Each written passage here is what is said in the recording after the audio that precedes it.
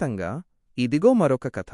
పూర్వం ఒక ఊరిలో లక్ష్మి అనే ఒక పేద అమ్మాయుండేది. ఆమె చాలా మంచిది, దయగల హృదయం కలది. ఊరిలో ఎవరికి కష్టం వచ్చినా తన వంతు సహాయం చేసేది. కాని ఆమె చాలా పేదరాలు కావడంతో తరచుగా ఇబ్బందులు పడేది.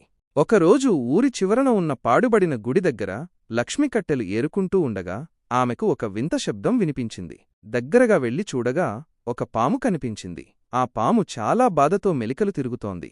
లక్ష్మి దగ్గరికి వెళ్లి చూడగా దాని శరీరంలో ఒక పెద్ద ముల్లు గుచ్చుకుని ఉంది. లక్ష్మికి పామును చూసి జాలేసింది. తన ప్రాణాలకు తెగించి ఆ ముల్లును మెల్లగా తీసేసింది. ముల్లు తీయగానే పాము కాసేపు నిశ్చలంగా ఉండిపోయింది. లక్ష్మి భయపడింది. కాని వెంటనే ఆ పాము తన రూపాన్ని మార్చుకుని ఒక అందమైన యువకుడిగా మారింది. ఆ యువకుడు లక్ష్మితో ఇలా అన్నాడు: లక్ష్మి, నేను ఒక నాగరాజును. ఒక శాపం వల్ల పాముగా మారిపోయాను. నీ దయవల్ల నాకు శాపవిముక్తి కలిగింది. నీ మంచి మనసుకు నేను ఎప్పటికీ రుణపడి ఉంటాను. నీకు ఏమి కావాలో కోరుకో.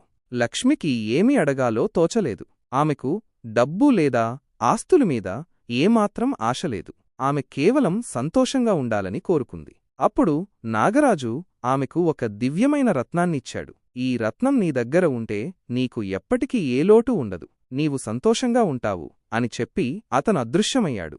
లక్ష్మి ఆ రత్నాన్ని తీసుకుని ఇంటికి వెళ్ళింది. ఆ రత్నం మహిమ వల్ల ఆమె జీవితం పూర్తిగా మారిపోయింది. ఆమెకు ధనానికి లోటు లేకుండా పోయింది. కాని అంతకంటే ముఖ్యంగా ఆమె ఎల్లప్పుడూ సంతోషంగా ఉంది. తన మంచి మనస్సుతో ఆమె అందరి ప్రేమను పొందగలిగింది. ఈ కథ నీకు నచ్చిందని ఆశిస్తున్నాను. ఇంకేమైనా వినాలనుకుంటున్నావా?